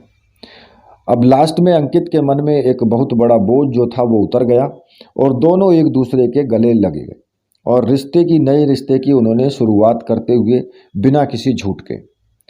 अगले दिन अंकित निशा को एक एनवेलप, एक पेपर देता है। निशा बोली, क्या है इसमें? अंकित, खुद देख लो। वो एनवेलप खोलती है तो उसमें 2 टिकट होती हैं। काहे की टिकट हैं ये? निशा अंकित से पूछती है। हमारे हनीमून की, अंकित जवाब देता है। अंकित बोली कि ओ, मतलब अब घूमने जाएंगे? तो मैं एक्साइटेड हो रही हूँ, कहाँ जा रहे हैं हम? अंकित बोला कि जर्मनी। निशा बोली, लेकिन उसमें तो बहुत खर्चा हो जाएगा ना? अंकित बोला, तुम भूल गई कि तुम्हारा पति एक जिन्न है, मैजिक पावर है तुम्हारे पति के पास, तुम क्यों टेंशन ले रही हो? निशा बोली, ओहो, आपने में अपने मुंह से गलती से भी ये बात नहीं कहना कि तुम कौन हो। किसी ने सुन लिया तो तुम जानते हो, और मैं किसी भी हालत में तुम्हें खोना नहीं चाहती। अंकित बोले, अरे बाबा सारी, अब मैं नहीं बोलूँगा ऐसा कुछ, मैं आपसे प्रॉमिस करता हूँ, हनीमून के लिए तो हाँ कर दो। निशा बोली, हाँ ठीक है, लेकिन हम जर्मनी नहीं जाएंगे बल्कि शिमला जाएंगे। हमारा ड्रीम है कि एक बार शिमला घूमने ज़रूर जाऊं। अंकित बोला, ठीक है, जैसा आप कहें, हमें उस जगह से क्या लेना देना, हमें तो बस जाना है। और निशा को वो अपनी बाहों में जकड़ लेता है। निशा, अच्छा अच्छा, बहुत हुआ, कब जाना है? अंकित बोला, कल सुबह की फ़्लाइट है। निशा बोली, व्हाट, मेरे तो कपड़े भी नहीं है मेरे पास, तो फटाफट चलो शॉपिंग करके आते हैं। अंकित, उसने कहा कपड़े नहीं हैं? किसने कहा तुम्हारे पास कपड़े नहीं हैं? निशा बोली, कहाँ हैं, सब भारी भरकम सूट हैं, वो तो नहीं पहनूंगी। अंकित हवा में हाथ घुमाता है और फिर कहता है, वो देखो सामने कितने तो कपड़े हैं। निशा बोली, वाह, ये कैसे हो गया? मुझे यकीन नहीं हो रहा है। अंकित बोला कि इन सब की आदत डाल लो, तुम्हें हर वो चीज़ ला कर दूंगा जो तुम्हें चाहिए होगी, वो भी बस एक चुटकी बजाकर। निशा बोली, वैसे अच्छा ही है कि तुम एक जिन्न हो, मेरा तो फ़ायदा ही है। अंकित कहने लगा कि अच्छा जी, तो कल कौन धमकी दे रहा था छोड़कर जाने की? निशा बोली, वो तो मैं घबरा गई थी ना, इसलिए। छोड़ो, मैजिक से शॉपिंग तो हो गई, अब बैग भी पैक कर दो। अंकित बोला, जैसा आपका हुक्म मेरी मल्लिका। दोनों खुशी खुशी सामान पैक करते हैं और अगले दिन सबसे मिल करके वो शिमला के लिए निकल जाते हैं। शिमला पहुंचकर होटल में दोनों अपने जो सामान था कमरे में रखते हैं और फ्रेश होने के बाद खाना ऑर्डर कर देते हैं। निशा बोली, मैं बहुत थक गई हूँ और फ्लाइट तक तो ठीक था, लेकिन ये जो बस का रास्ता है और एकदम से गोल गोल घूम करके तो चक्कर आने लगते हैं। अंकित बोला, तुम खाना खाकर रेस्ट कर लेना और सुबह उठ करके फिर घूमने चलेंगे। निशा कहने लगी, हाँ सच में खाना खाए, बस अब खा करके सीधे बेहोश होकर के ही गिर पड़ना है मैंने बेड पर, और नींद भी बहुत आ रही है। और खाना खा करके दोनों सो जाते हैं। अगले दिन दोनों घूमने के लिए जाते हैं, दिन भर वो शॉपिंग करते हैं, शाम को रूम में वापस आते हैं तो निशा रूम को देख करके हैरान हो जाती है। निशा बोली कि अरे वाह, कितना अच्छा लग रहा है रूम, कितना अच्छा इन्होंने डेकोरेट किया है रूम को। अंकित बोला, और कौन करेगा? निशा बोली, लेकिन कब, तुम तो मेरे साथ ही सुबह से थे। अंकित बोला, अरे अरे यार, बोला था हॉस्टल वालों को रूम डेकोरेट करने को, और शाम तक डेकोरेट करके रखेंगे तुम्हें सरप्राइज देने के लिए। तो निशा बोले कि वाह, बहुत अच्छा। अंकित ने कहा कि थैंक यू, अभी तो और भी है। निशा बोली, और क्या? अंकित बोले, रूम सर्विस को कॉल लगाता हूँ, वो एक शैंपेन की बोतल उठा करके लेकर गिफ्ट में आएगा रूम में। निशा बोली, अरे वाह, क्या बात है, इतना सब कुछ किस खुशी में? अंकित कहने लगा, तुम मेरे साथ हो, मेरे पास हो, इससे ज़्यादा और क्या चाहिए? अंकित रूम सर्वेंट से सामान लेता है और दरवाज़ा बंद कर रूम में आ जाता है। निशा बोली ये गिफ्ट बॉक्स में क्या है? अंकित खुद ही देख लो। निशा गिफ्ट को अनपैक करती तो उसमें एक बहुत प्यारी ड्रेस होती है। निशा ये क्या है? अंकित ये जूते हैं, दिख तो रहा है ना कि ड्रेस है। निशा बोली ड्रेस नहीं, नाइट ड्रेस है, और नाइट ड्रेस भी नहीं लग रही, ये तो कपड़े की लकीरें हैं ये तो। अंकित बोला यार क्या मैं इतने प्यार से ये सब लेकर के आया हूँ, सोचा था तुम कितनी हॉट लगोगी इसमें, लेकिन तुम तो रहने ही दो, फेंक दो इसे। निशा बोली अरे बाबा बेबी को गुस्सा आ रहा है, अच्छा अभी मुंह न बनाओ, पहन कर आती हूँ।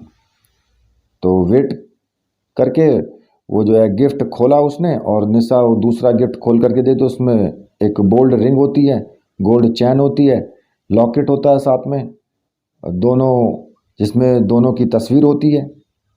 निशा कहती है कि ग्रेट है ये सब। अंकित ने कहा तुम्हें अच्छा लगा? निशा बोली हाँ बहुत अच्छा लगा और थैंक यू सो मच। अब लाए हो तो ये रिंग एयर चैन सब कुछ पहन करके ही आना होगा। अंकित उसे रिंग और चैन पहना देता है और फिर वो ड्रेस चेंज करने चली जाती है। अब तक निशा चेंज करती है, तब तक अंकित बेड के सामने एक टेबल पर जो कैम्पेगिन की बोतल थी उनको सजा कर रख देता है। बाहर से जब वो आती है ड्रेस में निशा को देख करके अंकित बस देखता ही रह जाता है। निशा अपनी ड्रेस को ठीक करते हुए कहती है कैसी लग रही हूँ मैं? अंकित बोला बिल्कुल वैसी ही जैसा मैंने सोचा था, एकदम हॉट। नर में निशा शर्मा जाती है।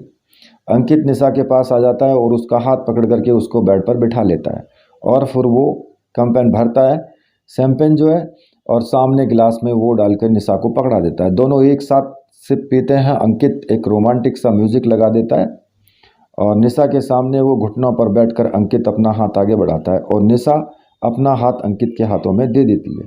दोनों एक वहाँ पर डांस करते हैं, एक दूसरे को आंखों आंखों में डाल करके एक दूसरे के करीब आते हैं और दोनों इतना करीब आ जाते हैं कि बहुत काफ़ी ज़्यादा करीब आ जाते हैं वहाँ पर, ठीक है। और वो उसके बाद एक दूसरे में दोनों समा जाते हैं सब कुछ भुला करके। अगली सुबह दोनों के लिए बहुत खूबसूरत थी। निशा अभी अभी सो रही थी और अंकित बस उसके बालों में हाथ फेरते हुए उसे निहार रहा था। इससे पहले कि वो इतनी खूबसूरत कभी नहीं लगी थी।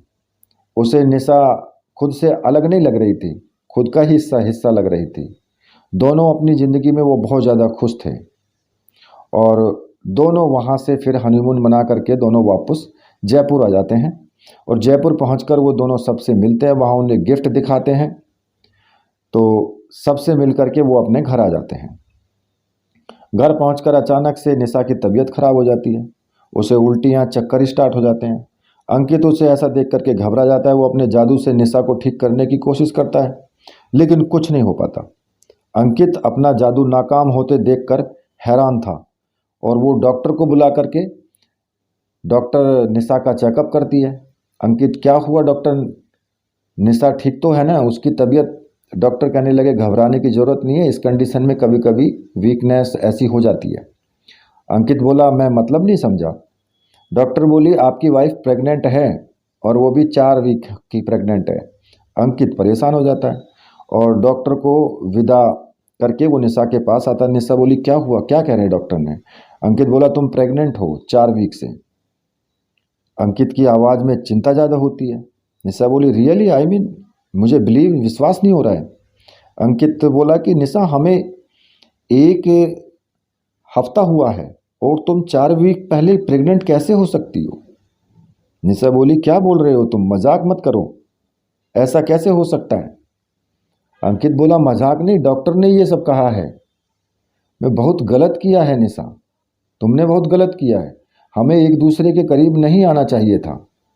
उस दिन बाबा भी कह रहे थे कि सिर्फ पूरे चांद की रात को ही हमारा मिलन हो सकता है, लेकिन मुझे अभी बाबा से मिलने जाना होगा। कहकर अंकित बाहर की तरफ चला जाता है और निशा पीछे से आवाज़ लगाती रह जाती है। अंकित भागकर सीधे महमूद भाई के घर जाता है और उनसे कहता है महमूद चाचा, उस दिन जो बाबा आपके घर आए थे मुझे उनसे मिलना है। महमूद बोले क्या हुआ अंकित, इतने परेशान क्यों लग रहे हो और बाबा से क्यों मिलना है? अंकित बोले कुछ काम है मुझे बाबा से, प्लीज़ आप मुझे उनसे मिलवा दीजिए। महमूद बोले ठीक है, मैं बात करता हूँ।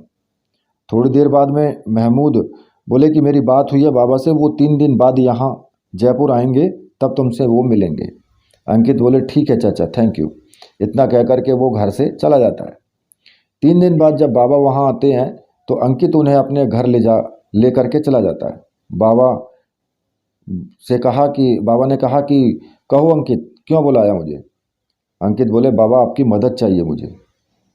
अंकित सब कुछ बाबा को बता देते हैं। बाबा बोले ये क्या किया तुमने अंकित? तुम्हें बहुत अच्छे तरीके से मैंने समझाया था कि एक जिन्न होने की वजह से तुम्हारा मिलन उसी रात को हो सकता था जब मैंने तुमसे कहा था, लेकिन तुमने ये ठीक नहीं किया। तुम्हारा ये मिलन क्या मुसीबत लाने वाला है, तुम्हें अंदाज़ा भी नहीं है। इस तरह गैर वक्त मिलन की वजह से तुम्हारा एक हिस्सा निशा की कोख में जगह बना चुका है। तुम्हें था कि अगर मेरी बात तुम मानोगे तो तुम्हारा बच्चा भी जिन्न की शक्तियों से साथ ही पैदा होगा, अगर तुमने बात नहीं मानी। और तुमने वैसा ही हुआ है। वो एक जिन्न की वजह से एक आम बच्चे की तुलना में जल्दी वो बढ़ रहा है। इसलिए जिस बच्चे का अस्तित्व अब तक नहीं होना चाहिए था, वो निशा की कोख में 4 हफ्ते भर का हो चुका है और इसका जन्म 9 महीने की बजाय 5 महीने में हो जाएगा। ये तो कुछ नहीं, इसके आगे जो होने वाला है उसके लिए खुद को तैयार करना होगा तुम्हें। जिन्नों की दुनिया के खिलाफ जाकर तुमने अपनी मोहब्बत को अपनाया है और जिन्नों के वसूल के खिलाफ जाने को जो सज़ा तुम्हें और निशा दोनों को भुगतनी पड़ेगी। हाँ, अगर तुम्हारी मोहब्बत सच्ची होगी तो कोई सज़ा तुम्हारा कुछ नहीं बिगाड़ सकती, लेकिन फिर भी खुद को तैयार करो और आने वाली जो मुसीबत है उसका सामना करो। और बाबा ने उसको बताया कि जिन्नों की जो दुनिया है उसका जो नियम है वो नियम एक विचित्र नियम होते हैं और उसके हिसाब से जो तुम्हारी जो औलाद है वो जिन्नों की दुनिया पर हुकूमत करेगी। यही वजह थी मैंने जब कहा था कि पूरे चांद की रात को अगर तुम्हारा मिलन होता है तो तुम्हारी औलाद एक इंसान पैदा होगी और उसका जिन्नों की दुनिया से कोई वास्ता नहीं होता। लेकिन तुम्हारी गलती की वजह से अब तुम्हारी औलाद एक जिन्न की शक्तियों के साथ पैदा होगी और वही जिन्नों की दुनिया पर राज करेगी और बाकी के जिन्न ऐसा कभी नहीं होने देंगे। हजारों सालों से जिन्न जिस तख़्त को पाने की कोशिश कर रहे हैं उसे वो इतनी आसानी से एक बच्चे के हाथ नहीं लगने देंगे। बाबा फिर कहते हैं, पर अल्लाह भगवान को जो खुद के ऊपर जो विश्वास करने वाले अच्छे जिन्नों से हमें कोई खतरा नहीं, लेकिन यहाँ अच्छे जिन्नों से ज़्यादा बुरी रूह के जिन्न हैं और वो किसी भी हालत में तुम्हारे होने वाले बच्चे को पैदा होने से पहले ही मारने की कोशिश करेंगे। सामने बैठी निशा भी सब कुछ सुन रही थी। अंकित ने कहा, लेकिन बाबा कोई तो रास्ता होगा, मैं निशा को और अपनी औलाद को नहीं खोना चाहता। बाबा बोले, रास्ता तो कोई नहीं है मेरे पास, बस अब तो अल्लाह ही मालिक है। बस किसी भी तरह अपनी बीवी की हिफाजत कर ताकि कोई भी बुरी ताकत उस तक ना पहुंच सके। एक काम कर, तुम दोनों मेरे साथ ही चलो, मेरे पीर की दरगाह पर, वो तुम्हारी रक्षा करेंगे। मेरे पीर बाबा की दरगाह पर किसी जिन्न की औकात नहीं कि वो वहां आकर अपनी ताकत दिखा सके। अंकित ने कहा, लेकिन हम बाकी सबको छोड़ मतलब कि बाकी सब लोग क्या कहेंगे, उन्हें सच्चाई का पता चला तो वो सब बाबा कोने लगे। तू चिंता मत कर, माना कि तू जिन्न है लेकिन नेक भी तो है, मैं समझाऊंगा सबको, तू मेरे साथ चल। निशा और अंकित बाबा के साथ निशा के घर आ जाते हैं और उसके माँ पापा से मिलने और महमूद भाई और बाकी सबको वहीं बुला लेते हैं। बाबा सबको अंकित की सच्चाई बताते हैं, सभी घबरा जाते हैं उसके जिन्न होने की बात सुनकर। निशा के पापा तो, बाबा आप इसे यहाँ क्यों लेकर आए हैं? इसने हमारी बच्ची की ज़िंदगी खतरे में डाल दी है। आप अभी के अभी इसे अपने मंत्रों से मार दो। माँ बोली, हाँ बाबा, और निशा की कोख में पल रहे बच्चे नहीं चाहिए हमें जिन्न के बच्चे, उसे हम गंवा देंगे, हम अपनी निशा के साथ अब और गलत नहीं होने देंगे। धोखा दिया है इसने हमें और हमारी बेटी को। निशा बोली, नहीं मम्मी, आप ऐसा कुछ नहीं करेंगी। कोई धोखा नहीं दिया है मुझे। अंकित ने शादी होते ही सब कुछ बता दिया था इसने मुझे, और मुझे ये सब पहले से पता था कि हमारे एक होने पर क्या प्रॉब्लम आ सकती है। अगर आपने अंकित को कुछ भी किया तो मैं अपनी जान दे दूंगी। महमूद बोले, सतीश भाई मुझे लगता है अंकित बेहद नेक है, वरना अभी तक कितनों को नुकसान पहुंचा चुका होता। अब इतनी बड़ी मुसीबत पड़ने तक वो निशा को छोड़ चुका है। उसने अब तक वो छोड़ चुका होता निशा को और चला गया होता, लेकिन उसने ऐसा नहीं किया। कुछ देर तक बहुत समझाने पर सभी अंकित को अपना लेते हैं और उन दोनों को बाबा के साथ जब भेजने के लिए वो राजी हो जाते हैं। बाबा उन दोनों को लेकर के मज़ार पहुंचते हैं और वहां अंदर ही एक कमरा उनको दे देते हैं रहने के लिए। बाबा बताते हैं कि वो एक ऐसे फ़कीर को जानते हैं जो जिन्नों की दुनिया के बहुत से राज जानता है, और क्या कितने जिन्न उनके कब्जे में हैं। कल मैं उन्हें लेकर के यहाँ आऊँगा, वो ज़रूर कुछ मदद कर सकते हैं तुम्हारी। अगले दिन बाबा उस फ़कीर को बुलाते हैं। फ़कीर अंकित को देखकर तो वो समझ जाते हैं कि वो एक जिन्न है। साथ ही साथ निशा को देख करके भी वो समझ जाते हैं, और उसके अंदर जो नन्ही सी जान पनप रही थी वो भी एक जिन्न है। तुझे तेरी दुनिया के कायदे पता नहीं थे क्या? एक जिन्न और एक इंसान कभी नहीं एक हो सकते, वो फ़कीर अंकित को बोलता है। अंकित कहता है कि पता है फ़कीर बाबा, लेकिन ये नहीं पता था कि मेरी औलाद भी एक जिन्न ही होगी, और जिन्नों के जो ताकत हैं वो एक इकलौती दावेदार होगी वो। आप मेरी मदद करो। फ़कीर बाबा बोले, देख मुझे इस मज़ार के बाबा ने सब बता दिया है। तू एक नेक जिन्न है और सच्ची मोहब्बत है तेरी अंदर, इसलिए तेरी मदद कर रहा हूँ। कोई भी जिन्न तेरा कुछ नहीं बिगाड़ पाएगा, लेकिन एक जिन्न है जो सबसे पुराना है इस वक्त, हजारों साल का है वो। सभी जो जिन्न हैं वो सारे के सारे उससे थर थर कांपते हैं, और जिन्न के तकत का अगला दावेदार वही है।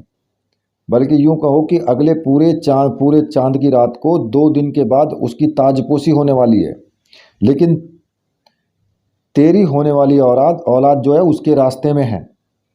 अब इस तथ्य पर तेरी औलाद का हक है इस तकत पर, और वो उसे ख़त्म करने के लिए हर मुमकिन कोशिश करेगा। वो बहुत ताकतवर है, मैं भी उसका सामना नहीं कर पाऊंगा, लेकिन हाँ, अगर तू उससे समझौता करने को तैयार होगा, उसकी शर्त के मुताबिक जो वो तेरे बच्चे को छोड़ सकता है, लेकिन वो उसके बदले एक कुर्बानी मांगेगा, एक जान के बदले एक जान। अंकित बोला, मैं समझा नहीं। फ़कीर बाबा बोले, मैं समझता हूँ।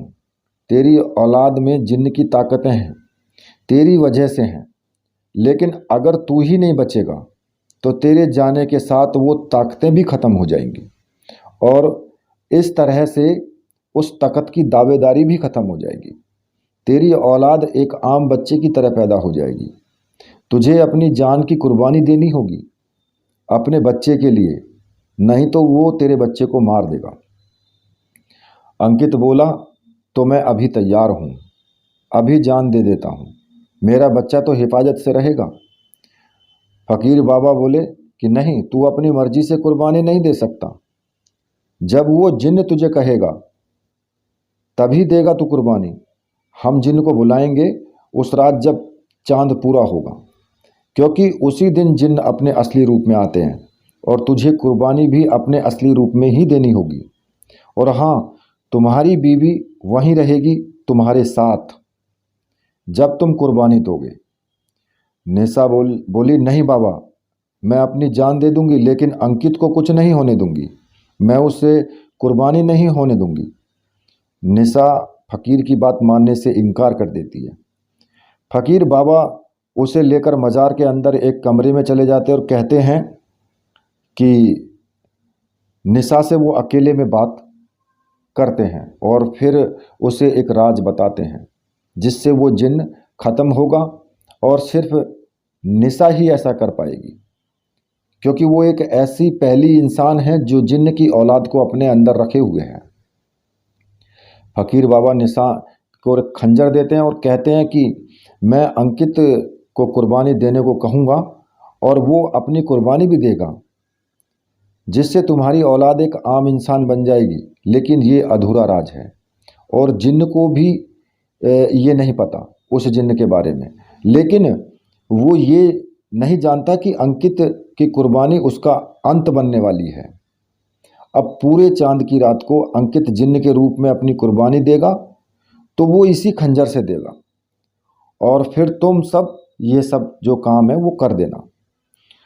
फकीर बाबा निसा को बताते हैं और आगे उसे क्या करना है अंकित की कुर्बानी के बाद। लेकिन तुम ये राज सिर्फ अपने तक ही रखोगी, किसी को नहीं बताओगी, अंकित को भी नहीं। वरना अंकित को अगर पता लगा तो जिन्नों की किताब में वो राज छप जाएगा, क्योंकि ये उनका नियम है कि जिन्नों की दुनिया का जो राज पता कर लेता है कोई भी जिन्न, तो वो अपने इल्म जो है वो जिन्न के उसमें छप जाता है उनकी किताब में। निसा फकीर बाबा से वादा करती है कि ये वो राज किसी को नहीं बताएगी और जैसा उन्होंने कहा है वो वैसा ही करेगी, और वो दोनों के दोनों बाहर चले जाते हैं। अंकित बोला कि क्या हुआ बाबा, आप निसा को क्यों लेकर गए थे अंदर? फकीर बोला कि कुछ नहीं, उसे समझाने के लिए गया था ये कुर्बानी कितनी ज़रूरी है, लेकिन ये मान नहीं रही थी, इसलिए मैंने इसे जादू से वश में किया है और अब तक के लिए, और जब जब तुम्हारी कुर्बानी होगी तब तक ये मेरे वश में रहेगी। अंकित ने कहा सही किया आपने फकीर बाबा, मैं दोनों को कुछ नहीं होने दूंगा, इन दोनों को कुछ नहीं होने दूंगा। ऐसा कहते कहते अंकित फूट फूट कर रोने लगा। निशा बोली क्या हुआ अंकित, तुम क्यों रो रहे हो, क्यों रो रहे हो? अंकित कुछ नहीं, तुम अपना ध्यान रखना, बस मैं सब ठीक कर दूंगा।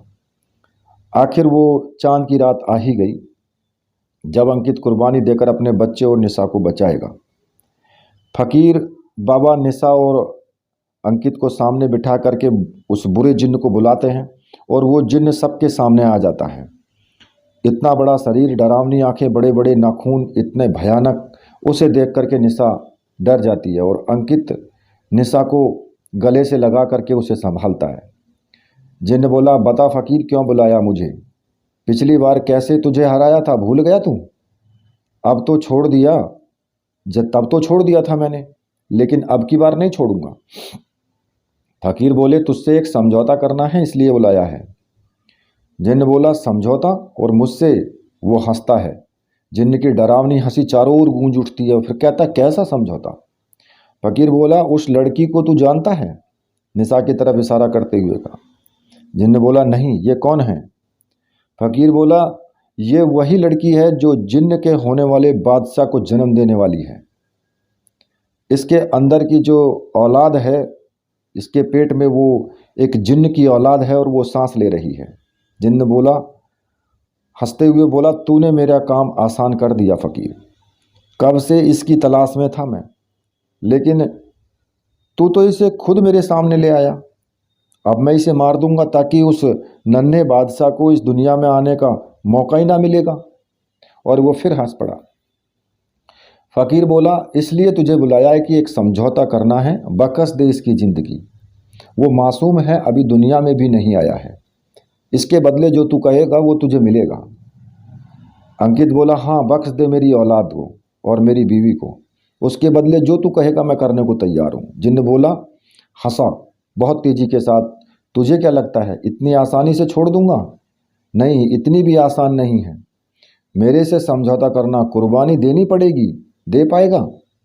अंकित बोला हाँ दूंगा, जो तू कहेगा वो कुर्बानी दूंगा, बस मेरी औलाद को बकस दे। जिन्न बोला ठीक है बकस दूंगा, लेकिन मुझे भी कुर्बानी में तेरी औलाद की जान के बदले एक जान चाहिए। तू देगा अपनी जान की कुर्बानी? तेरी ही शक्तियाँ तेरी औलाद में है ना, जब तू ही नहीं बचेगा तो तेरी औलाद की शक्तियाँ अपने आप खत्म हो जाएंगी और वो एक आम इंसान बन करके रह जाएगा। बता मंजूर है? अंकित बोला हाँ मंजूर है, तू जो कहेगा सब मंजूर है मुझे, लेकिन वादा कर उसके बाद तू मेरी बीवी और बच्चे को नुकसान नहीं पहुंचाएगा। जिन्न ने कहा कि वादा करता हूँ, आधी रात होते ही तू अपने असली रूप में आकर के कुर्बानी देगा। अंकित ने कहा ठीक है। अब आधी रात हो जाती है और अंकित की कुर्बानी का वक्त आ जाता है। निशा जोर जोर से रो रही थी, वो अंकित के पास जाने की कोशिश कर रही होती है, लेकिन फकीर बाबा उसे अपनी शक्तियों से रोक करके रखते हैं। अंकित अपने असली रूप में आ जाता है। फकीर बाबा उसे वो खंजर देते हैं। अंकित वो खंजर अपने दिल के आर पार कर देता है। लहूलुहान हुआ अंकित जमीन पर गिर पड़ता है। अब फकीर बाबा निशा को इशारा करते हैं। निशा उसी पल भागकर अंकित के पास जाती है और उसी खंजर को अपने दिल के पार उतार देती है और अंकित के पास ही जमीन पर गिर पड़ती है। फकीर बाबा बिना देर किए निशा के दिल का खंजर निकालते हैं और उस जिन्न के हाथ में पड़ी एक अंगूठी के बीच मार देते हैं। वो अंगूठी जिसमें उसने अपने दिल को कैद किया हुआ होता है और वो जिन्न जलने लगता है और वो जिन्न जोर जोर से चिल्लाने लगता है, ऐसा नहीं हो सकता, मैं मर नहीं सकता। उसकी आवाज़ चारों ओर गूंज उठती है और वो जिन्न देखते ही देखते जल करके राख हो जाता है। फकीर बाबा उस राख को उठाते हैं और उसे अपने साथ लाए पाक पवित्र जल में डाल देते हैं और वो राख सब पानी में घुल करके गायब हो जाती है और इसी के साथ होता है इस जिन्न का अंत। थोड़ी देर बाद अंकित को होश आ जाता है। खुद को पहले जैसा देख करके वो हैरान हो जाता है, लेकिन निशा अभी भी होश में नहीं आती। उसके सीने में घाव देख करके अंकित भागकर उसके पास जाता है और उसे उठाने की कोशिश करता है। निशा नहीं उठती। निशा की ऐसी हालत देखकर अंकित उसके सीने पर सर रख करके रोने लगता है। जैसे ही अंकित की आंखों के आंसू निशा के घाव पर पड़ते हैं, उसका घाव भरने लगता है और वो भी होश में आ जाती है। होश में आते ही वो अंकित को गले से लगा लेते हैं। अंकित उसे गले से लगा लेता है और वो उठकर सीधे फकीर बाबा के पास जाती है और उनके पैर में गिर करके रोने लगती है।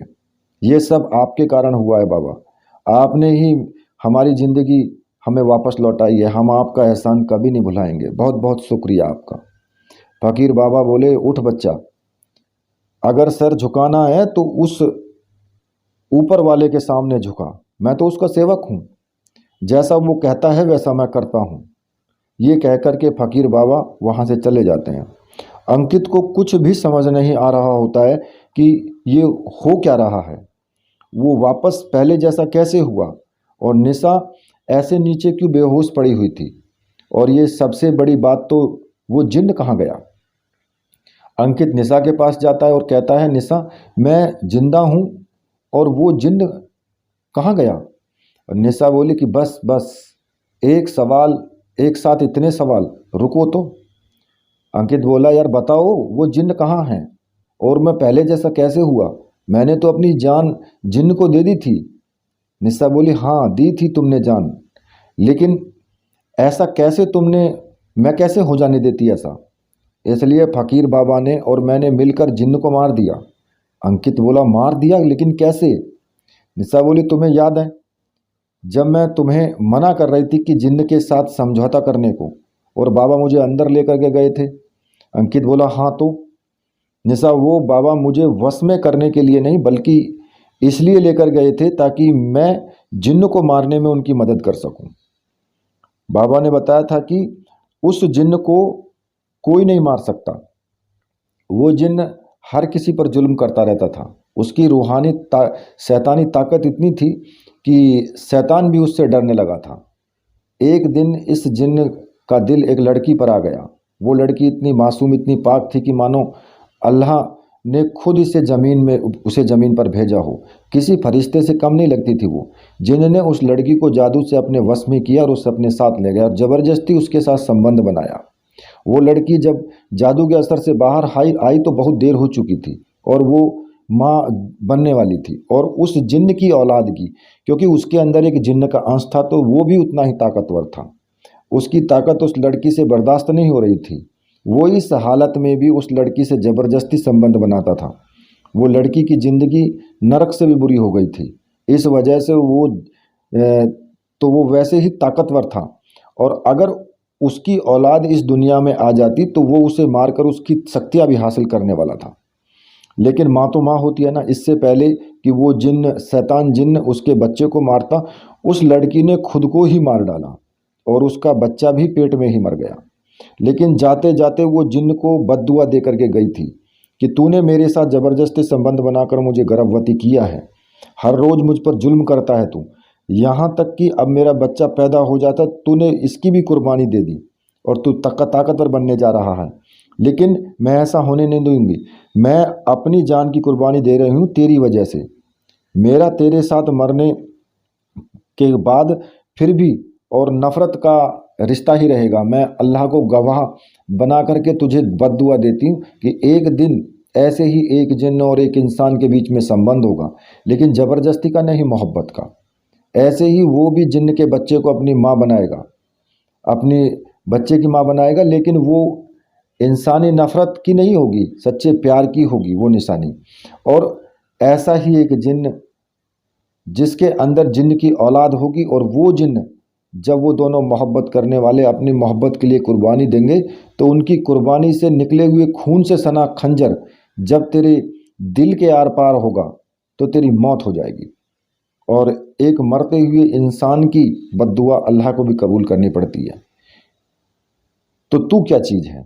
और हाँ, ये बद्दुआ तुझे याद नहीं रहेगी, मेरे मरने के बाद तू इस बद्दुआ का कोई तोड़ नहीं निकाल पाएगा। और इतना कहकर के वो अपनी जान देती है। इसलिए बाबा ने कहा था कि जब तुम अपने सीने में खंजर मारोगी तो मुझे भी उस खंजर को उसके सीने में मारना होगा, और उस खंजर पर हम दोनों का खून लगा होगा, और उसी खंजर से जिन्न का अंत होगा। मैंने भी बिल्कुल वैसा ही किया, और मैं भी तुम्हारे साथ नीचे गिर गई थी। उसके बाद बाबा ने, फकीर बाबा ने जो किया सो उन्होंने ही किया, मतलब खंजर जिन्न के दिल के आर पार किया और वो जिन्न मर गया।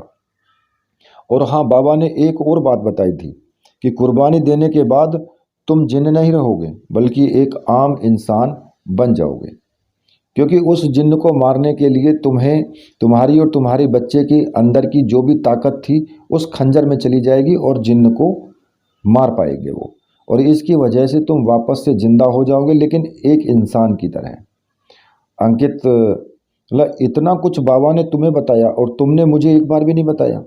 सब बोली कैसे बताती, बाबा ने मना किया था, क्योंकि अगर तुम्हें पता चलता तो तुम्हारी दुनिया के नियमों के हिसाब से उस जिन्न को भी पता लग जाता कि हम क्या करने वाले हैं। लेकिन मुझे जो था वो बुरा लगा, लेकिन मैं फिर भी उसके लिए सॉरी।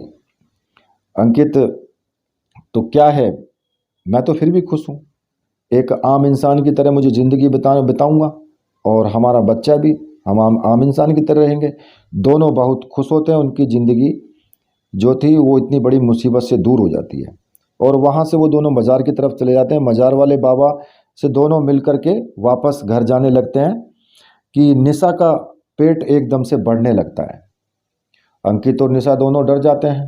बाबा अब आंखें बंद करके ध्यान लगा करके निशा के सर पर हाथ रख देते हैं, और वो हैरान रह जाते हैं। निशा बोली, क्या हुआ बाबा, कुछ पता चला? हाँ, तुम्हारे पेट में जो बच्चा है उसमें अभी भी जिन्न की ताकतें हैं, इसलिए उसका जन्म भी एक जिन्न के रूप में होगा 5 महीने बाद।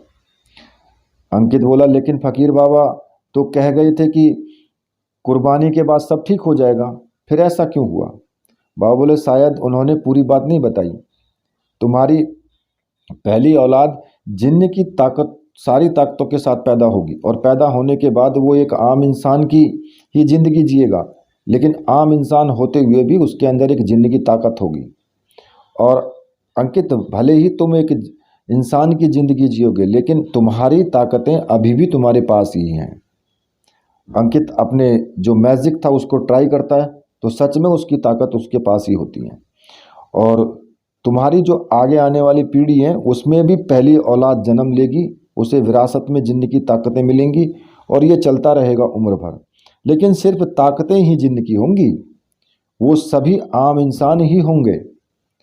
बाबा की सारी बातें सुन करके वो दोनों बाबा से दुआ लेकर के और अपने घर चले आते हैं। घर आकर सभी को सारी कहानी सुनाते हैं। 5 महीने बाद निशा एक बेटे को जन्म देती है। दोनों अपने बच्चे को लेकर के पीर बाबा की मज़ार पर जाते हैं, और वहाँ आने वाली ज़िंदगी के लिए वो दुआ मांगते हैं। और निशा और अंकित की मौत भी उसी मज़ार में हुई है, और वो भी एक साथ और एक ही वक्त पर। ये भी एक सच है, क्योंकि वो दोनों इतना प्यार करने वाले थे। जब उन दोनों की मौत हुई तो उसी मज़ार पर उनकी मौत हुई थी। अब ये घटना में जो भी, कहानी में जो भी आपको स्थान है या फिर नाम है वो सब चेंज कर दिए गए हैं, लेकिन ये एक सच घटना है जो मैंने आज आपको सुनाई है। तो देखिए, इसी के साथ जिनको वीडियो अच्छी लगी है, कहानी अच्छी लगी है, कमेंट करें, लाइक करें, कहानी को शेयर करें। तो मेरे साथ बोलिए बोलिए वीर बजरंगबली हनुमान जी महाराज की जय, बोलिए मेरे परमहंस गुरुदेव की जय।